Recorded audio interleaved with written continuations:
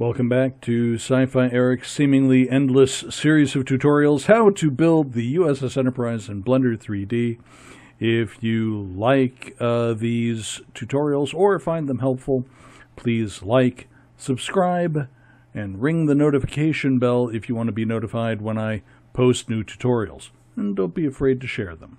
Thank you. Welcome back. We're going to do a couple of quick touch-ups on our new warp engine here. I'm going to go back to top layer 2, which contains our new model here. Tab in so that we can edit this. And I want to pick this front area.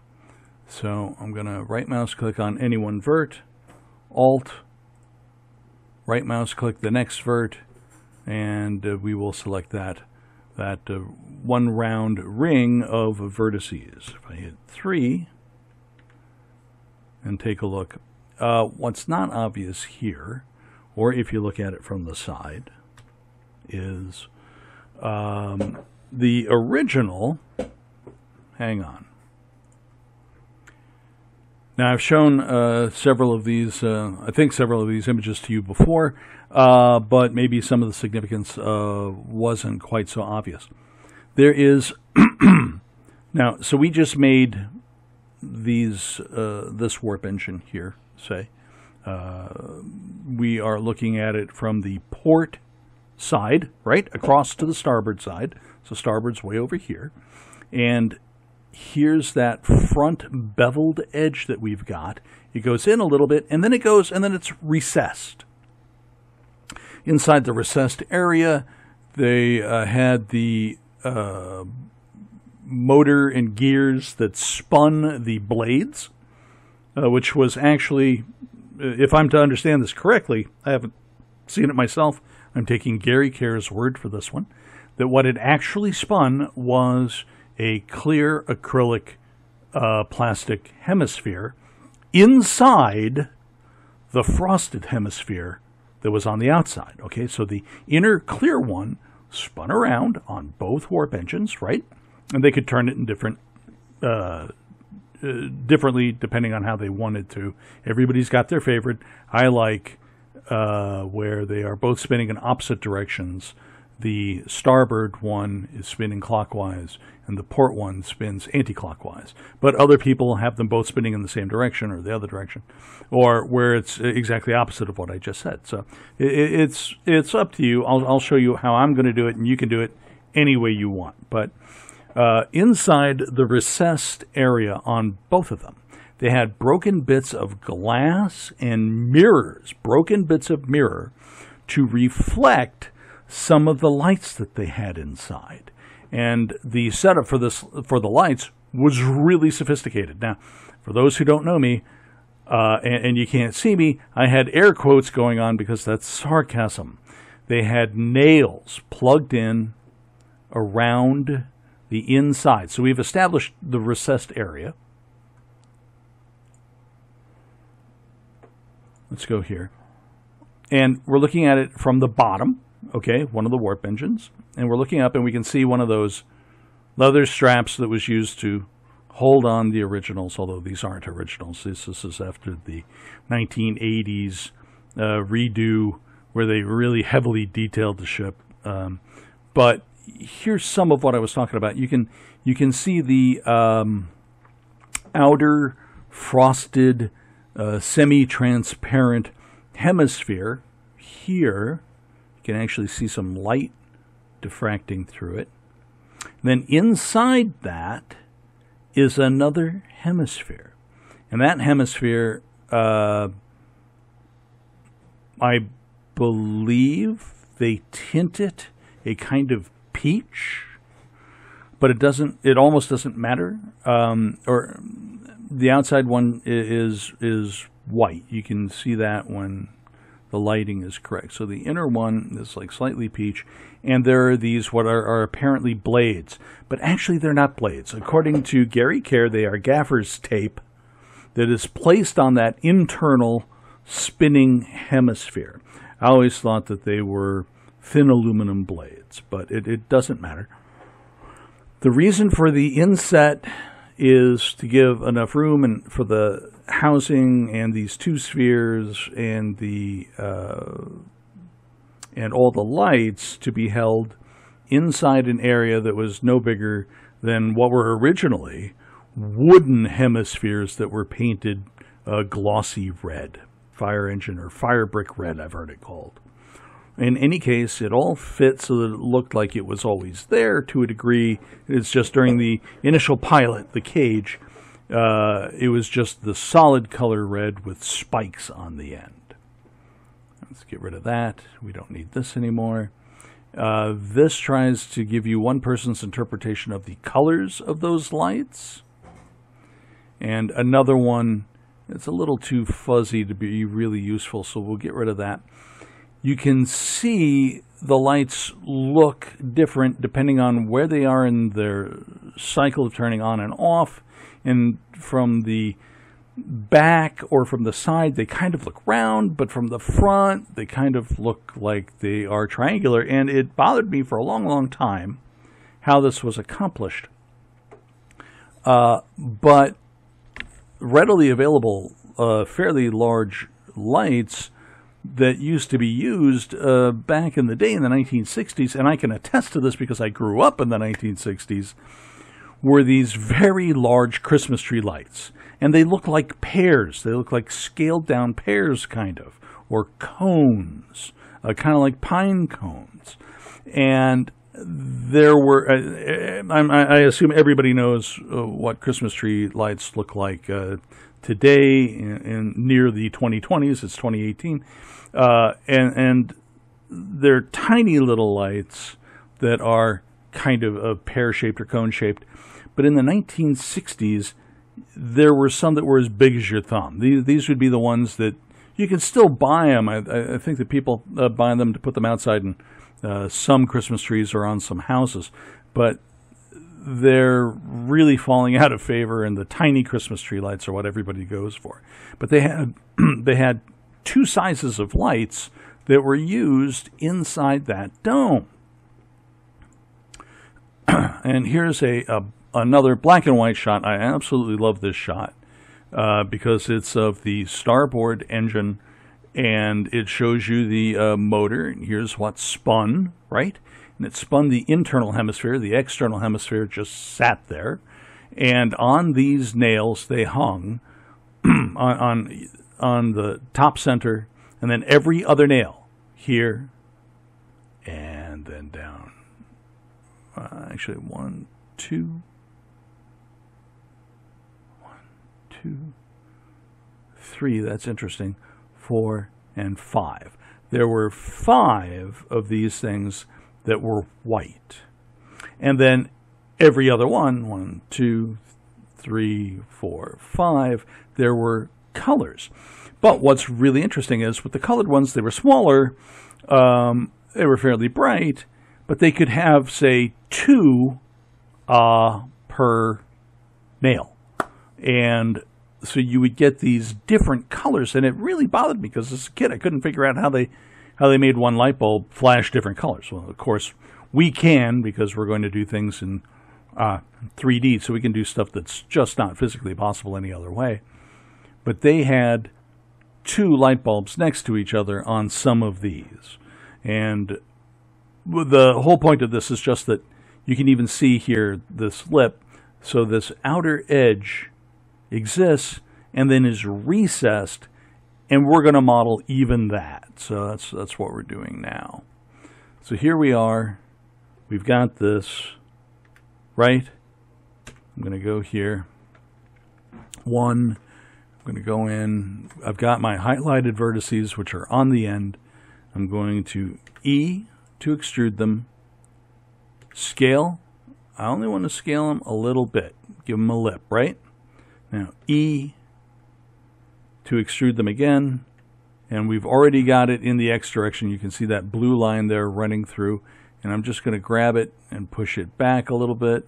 I think I always do it just to here. Now, it doesn't matter. Any kind of little bit is fine. And then A to deselect, or you could extrude them and make them meet in the center. Z, and let's take a look. So we've got this nice area inserted in the very front. Okay, great. That's done.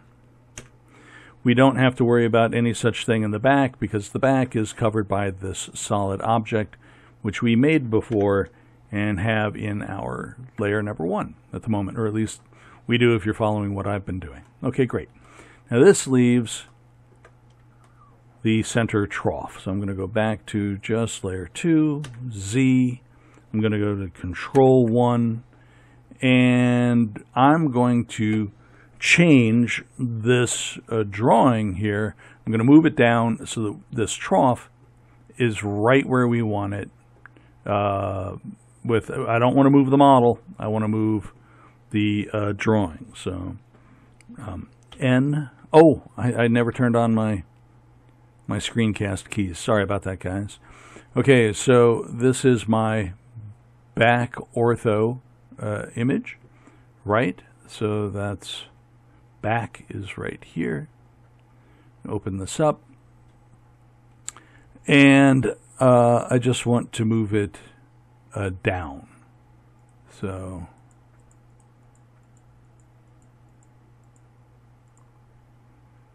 oops. Okay, negative 2.46 and negative 2.56 are both too much. Sorry, one's too much, one's not quite enough. So I'm going to make this negative 2. Let's try negative 2.5. Let's see what happens. And that's pretty darn close. Let's make it negative 2.49. Nope. Negative 2.5 for me. It is. All right, that's close enough. All right. So that gives us an idea. We know we want to cut a trough somewhere right here, very close to the center.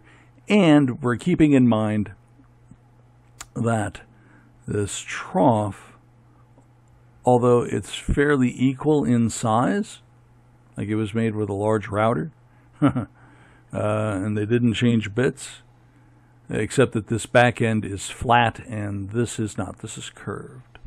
But I'll show you a trick with that. And what makes that difficult is that means that several of these lines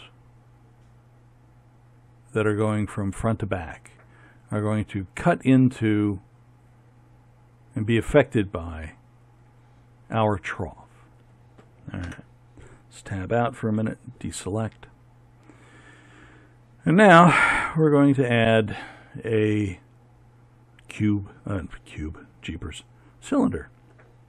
Shift A, mesh, cylinder. Now remember, is my last cylinder that I made. If you've shut down and restarted Blender since then, this may say 32. Okay, and that's fine. It's just not going to be as smooth as we want unless you are intentionally making a low poly ship.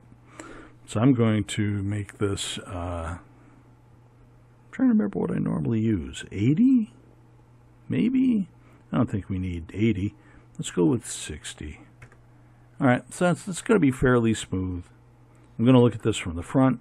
So, whoops. Sorry. 3. I want to rotate 90. Okay. And this is centered here.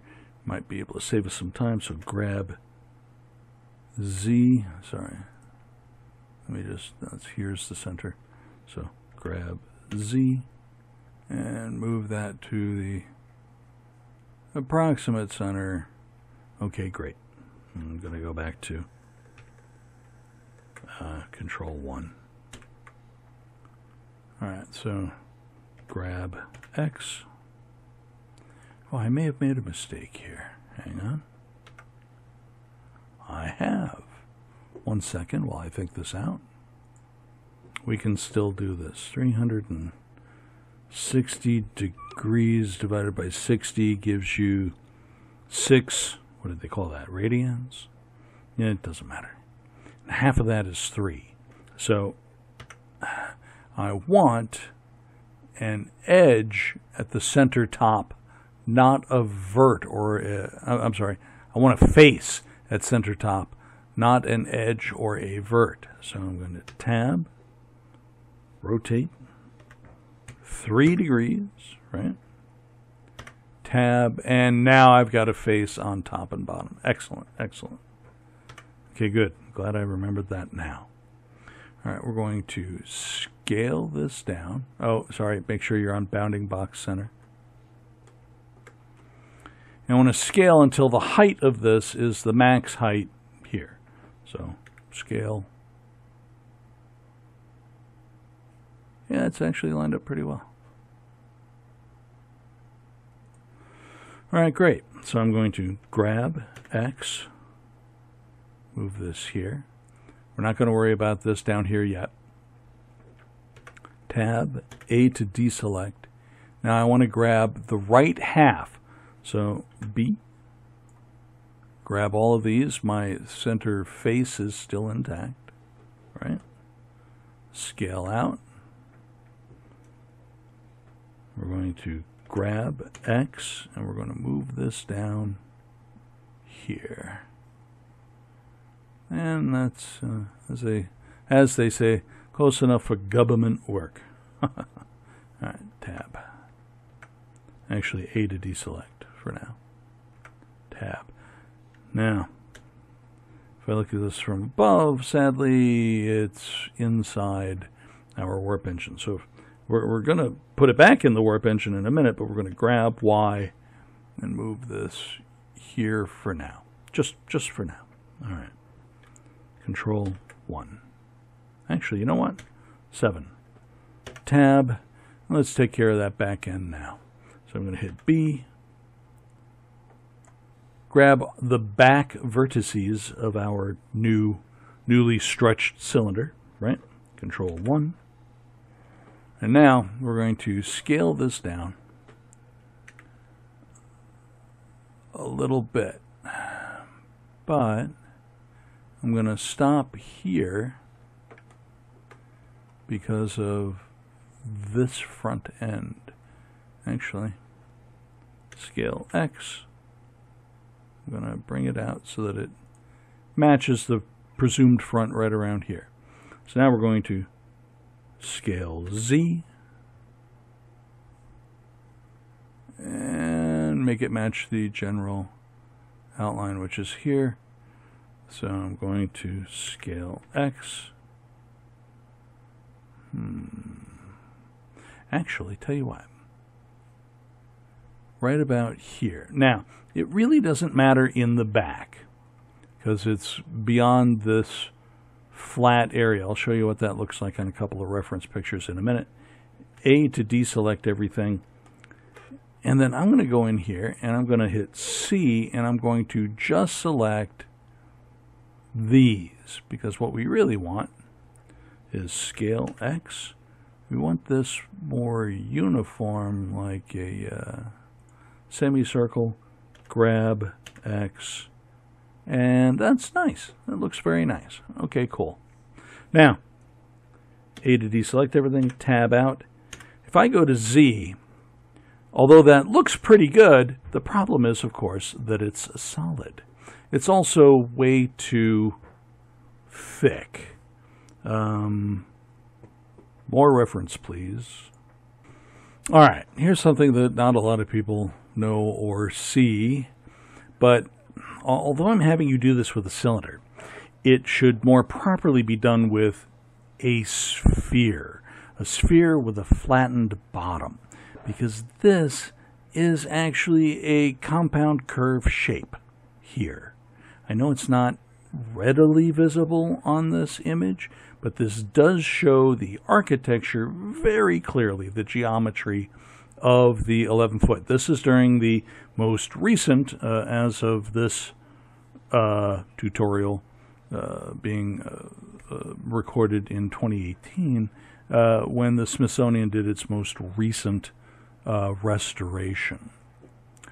I've got another few pictures. This one is to show you this sort of flattened back end, which is not like a sphere at all, and it's not even like the cylinder that we are using. It's just almost seems like a plane, and we're going to make a version that looks very similar to that. And here you can probably see what I'm talking about. This is very shallow. It is not straight. It is curved in. So if you want to make yours based off of a sphere with a flattened bottom, you are closer to correct than what I am showing you in this tutorial. However, the geometry will be a little simpler this way, and since this I'm assuming this set of tutorials is really for either people who have an intense interest in the USS Enterprise, the 11-foot version, or who are fairly new to Blender, because an awful lot of my techniques are extremely simplistic. But we'll be coming back to these areas and seeing these details more. I just wanted to, there's a black and white photo that shows this better. You can see that this is kind of scalloped, actually. It's smooth and not straight. But really the reason why I'm showing you all of these is these are not real deep either compared to the cylinder that I've started off with, and I'll be showing you how to handle that in a minute. This is actually a very shallow trench. And here is the best proof, a wonderful picture. You can see from the how it catches the light that this is actually rounded like the inside of a ball. And this just further goes to show that this is actually fairly shallow. And this also shows you that it's shallow. And here's that flattish end. Again, not really deep. All right, great. Let's see, top here, 7. Now, Alan does show you how deep the trench should be. So I'm going to, it's already highlighted, but I'm going to grab Y and move this down to here. Right. N to hide that, I don't need that. All right, and Z, let's, all right, so now I'm going to grab Y, kind of center this up, and as a matter of fact, Shift, Control, Alt, C. Now let's do origin to geometry, place that right here in the center. We're going to scale Y, right? And we're getting there. Alright, so I'm going to grab Y and move this forward just a little bit. Alright, so okay, great. Now let's make something really obvious here. Here's that flattened area, but you can see where this is supposed to end, and this isn't quite there, even though this is really close. Matter of fact, let's make it a little closer. Grab Y, and I'm bringing that out to there. Okay, great. So now I could, matter of fact, what I probably should do is rotate this. So I'm going to, just to be safe, rotate Z, right? I'm going to turn it so that it's about even on both sides. Grab Y. Okay. Let's take a look here. All right, so now grab Y. That tip here now matches this edge. Back pretty much matches Alan's drawing, and tip doesn't quite do it yet. So I'm going to split the difference and come down to here. Rotate Z, and that's about halfway. Grab Y until it matches the drawing. And it matches the drawing here near enough. Okay, good. Good stuff. Now, grab Y. I'm going to move this here. There's a real problem with two-dimensional and three-dimensional with this, right? Because even when I make this match, or go just a little bit above it. Grab Y. So I'm just a fraction of an inch off. Mine will be a fraction smaller than the real thing, right?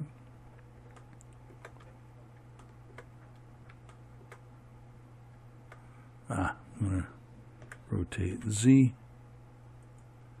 and grab Y, grab Y. All right, so the lip is out on the bottom.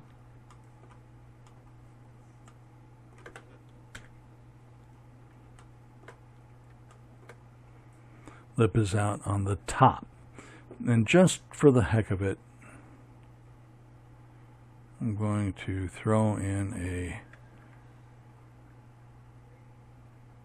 different color here. Matter of fact, let's make it new. I'm going to call this Temp. And the only reason I'm making it is to make something really obvious. Like a nice purple here. Oh, what the heck. Grab that. Actually, Eric, you darn fool. Grab that. There we go. All right. So now I'm going to go back to Control 1, Z. Oh, it worked out nicely.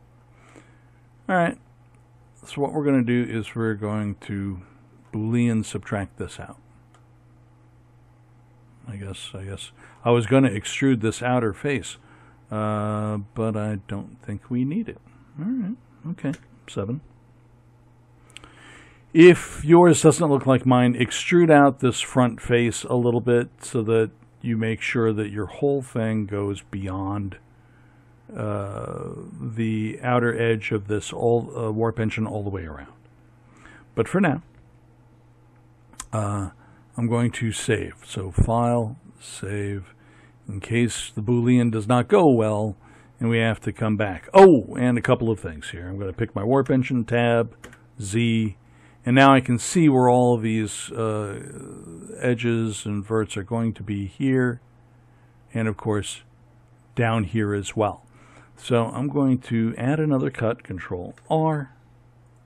I'm going to bring it up here, just past where our cuts are going to end, A, and then do this, Control R, and I'm going to make a bunch of lines here, A. Why? Because if you remember when we cut our windows, in order to avoid some really hideous render errors, this thing really needs something to bite into. And we're going to do same thing here, Control R. Left mouse click once, move it down here so that we're not quite where those are going to end, A. Then zoom in and Control R. And spin up your mouse wheel, left mouse click and A to deselect. Okay, great. So our warp engine is now ready for the Boolean subtraction, right? File, save one more time. And we can even do Z. Heck, we can split this, split area, split it right in the middle. We have two things from the top. I'm going to go Control 1 so that we see one from the front. We have our warp engine, the outer hull here, selected. And we're going to go to modifiers, and we're going to add a modifier. We're going to pick Boolean and move it up. Okay.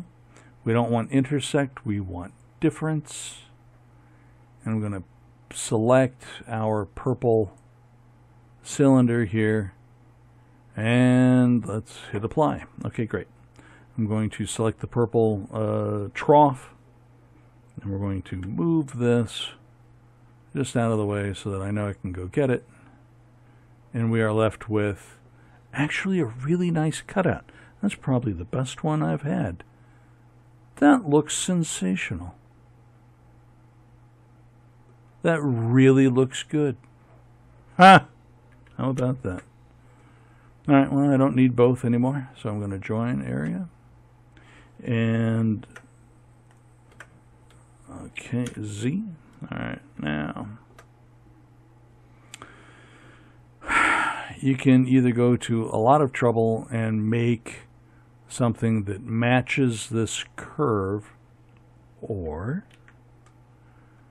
we can just copy that curve. So I'm going to start picking from, say, here. And if you have to, you can just left mouse click and pick all of these, or C and make your selection tool really small. Fill your window up with this area here, right? C, and we only want everything that touches this. Now I've included one here that I don't want, so Shift, right mouse click, C, and I don't want that. Shift, right mouse click. Okay, or you can just do right mouse click, Shift, right mouse click, all of these little suckers here.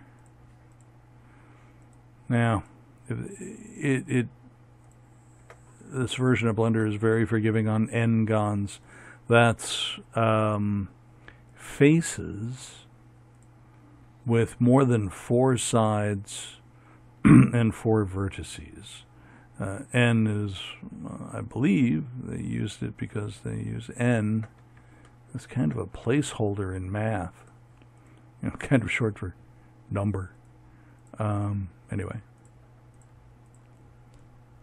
Since it's not all quads, normally I would go about trying to clean all of this up. And I'd have probably made even more lines cutting through my hull so that the cleanup would be much, much easier. But I mean, if I really wanted to clean this up, I would go through and I would add a new row of verts here and edges, and then connect it up with this and make one here and make one here and so on. But right now, this is rendering so nicely, it just doesn't seem like it's needed. So, all right, well, anyway, from top and bottom, from just before this starts to curve, I've got all these verts selected. So I'm going to Shift D, right mouse click once, and then P by selection. All right, cool. What does that do? We've done this often enough that you know that we've got our hull, and we've also got one line of vertices. So Z, and you can see we've actually got a new object here, right? Excellent. And it is the same width and size as our cutout. All right, like I said, the cutout's a little smaller, but it, you know, it's fine. It's certainly doable. Now, I'm going to tab into this line of objects because it's only this small circle. It's not really a part of the hull anymore. Control 1. Go to A to select all the vertices, E to extrude them, X to give it a direction, and we're going to move these down here. Now, what does that do? This is giving us a bizarre plane. It's curved and everything, so it's not doing exactly what we want yet. Z, I want to be able to see all the vertices. I want to scale these, only these front vertices, scale in the X direction, and I'm going to hit 0 on my number pad above my keys. And I'm going to left mouse click once. All right. So now, that puts them all in line in the X-axis, but not in the Y-axis. So now, here, we can tell that here. You see how it's curved, just like the outer curve of the hull. And we actually don't want that. So we're going to scale Y 0. And now they're all in a straight line. But let's go up top. And that straight line is not where we want. All right, so we're going to, now, well, first, I'm sorry, Control 1. I want to line this line of vertices up with this line here where this is supposed to end. So grab X and move it back. Right? Okay, cool. 7. Grab Y, and I want it to, hang on. I'm going to bring that row back to this line right here, this edge, or maybe just inside of it. So grab Y, move this down, And there we go. Touches it or it goes just past it. A to deselect. I can always go back and select it if I have to. So let's go Control 1, Z. All right, I'm going to select all. Let's see, I want to remove doubles. 2 of them are gone. Mesh, normals, recalculate. Not bad, but I want to flip those verts. So mesh, normals, flip. Okay, cool. And how do we want to do this? Let's try, well, let's tab out and hit smooth. Ah, flat, smooth, smooth. All right, smooth, tab. Where are you? Faces smooth, edges smooth, vertices smooth, tab. That looks really good. I'm going to A to deselect it. I'm going to grab the hull gray and hull gray for our warp engine. Okay, so how lighting is hitting it makes it look different because of the angle and because of the specularity. So, but it's really all the same. Nice. That actually lines up very nice. So what does that do?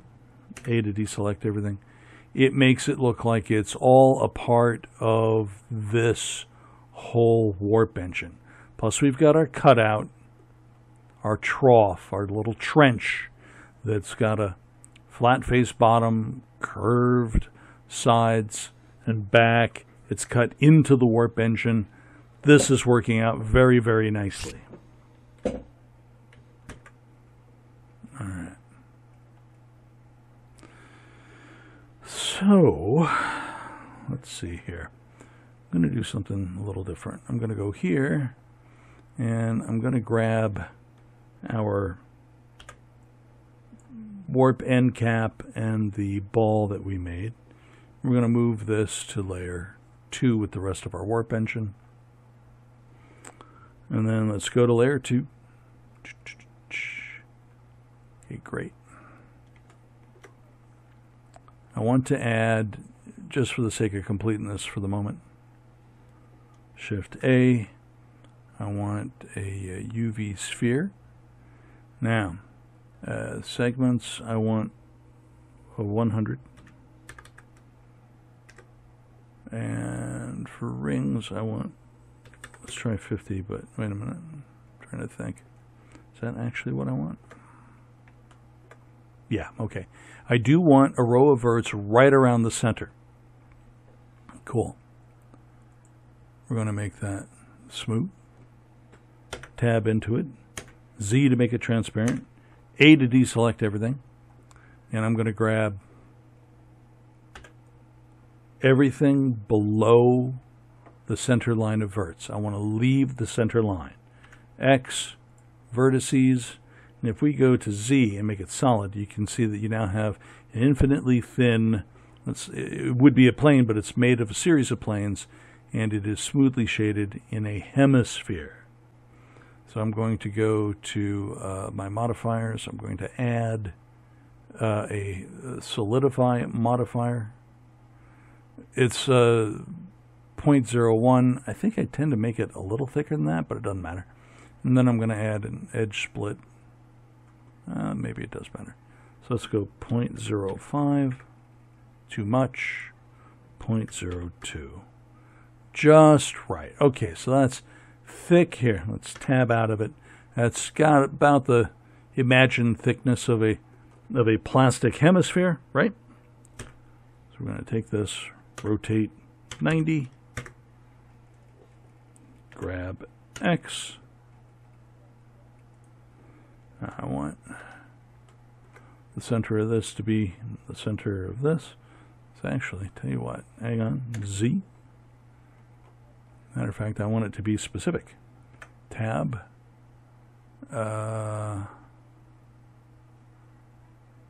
I should have done this without the hemisphere in the way. But actually, you know what? We can. Hang on. Tab. Let's grab this and just move it out of the way. Okay, great. Z, grab your warp engine, tab into it, zoom in, grab one vert on the inner lip, Alt, right mouse, Alt, right mouse click until you get a nice ring. Now, Shift S, cursor to selected. It'll be right in the middle of that ring. Okay, great. A to deselect, tab to get out of it, 1, and Shift S, selected to cursor. Now, this is centered on that front face. Scale. Make sure you're in, of course, bounding box center.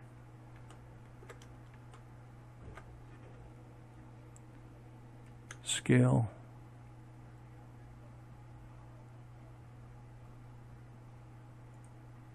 And that's just about perfect. We're going to make a duplicate of this eventually. I want it right now to be a different color than the rest. As a matter of fact, let's go over here and for a material, diffuse white glass for now. Okay, great. A to deselect. 1. All right, not bad. We've got the general shape from front to back, including the trough. So now, Z, I'm going to grab all of this. Okay, so we've got the whole thing selected. Shift, left mouse click on number 1, and then we're going to go to 7. Now we've made the starboard one with the following exception. I'm going to point this out to everybody, even though it shouldn't really be necessary. We cut the trough in it, but if you want to make one that's really production model correct, you wouldn't cut the trough in this one. You would only cut the trough in the port side, and then the port side of the port warp engine would be undetailed. But we're going to make them match and be mirrored. I'm going to grab Y, and I'm going to move this into place here. Okay, great. 1, it's already in place here. A to deselect everything for now. And Z. We finally have something that is starting to look like the USS Enterprise. Of course, there's only one warp engine. And I didn't move, oh shoot. I didn't move my 3 rings. So Control Z, Z. All right, 1. I want to add my 3 rings, so B. Grab my 3 rings, 7, okay, grab Y, okay, marvelous, in place, 1, now I've got my rings, thank you, A to deselect all, excellent, excellent. Next time, we're going to start making some of the smaller bits and pieces, all the little doodads that go on the warp engine, and eventually we are going to mirror everything. But that's it for now. You guys have done an excellent job. You've got a warp engine with a trough in it, with the rings in place, with the general outline, with the front hemisphere, the rear warp end cap with the ball, just like the production model. You guys are doing a great job. Don't forget to save, file, save, and I will see you next tutorial.